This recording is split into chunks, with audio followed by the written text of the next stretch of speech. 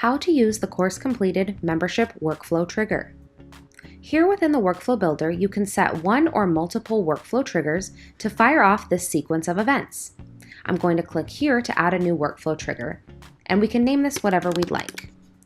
Now we're going to choose from the drop-down list and scroll past the standard triggers until we get to the membership trigger section. Here we're going to select category completed. This will run when a category within a specific product gets completed.